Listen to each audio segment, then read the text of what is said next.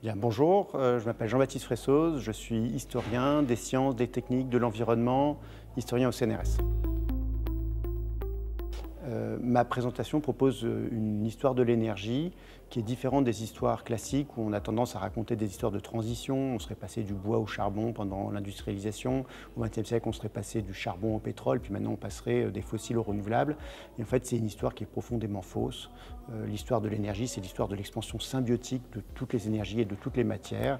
Au XIXe siècle, quand on consomme du charbon, on a besoin d'énormément de bois pour extraire le charbon. Au XXe siècle, pour faire rouler des voitures et donc consommer du pétrole, on a besoin d'énormément de charbon. Et de nos jours, au XXIe siècle, on n'est pas du tout, disons, au point de bascule d'une transition vers les renouvelables, bien malheureusement.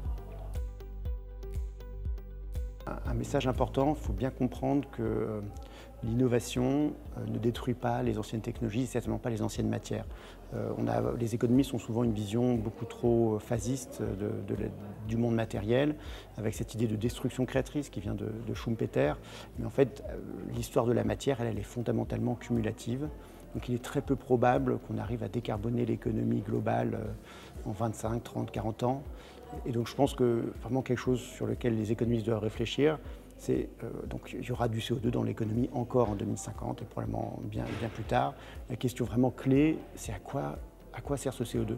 Est-ce que c'est du CO2 de luxe, type aviation, ce genre de choses? Est-ce que c'est du CO2 vraiment utile, qui accroît vraiment le bien-être des gens qui sont pauvres? C'est ce genre de questions vraiment essentielles, à mon avis, faire une économie du bien-être du CO2 sur lequel les économistes devraient réfléchir.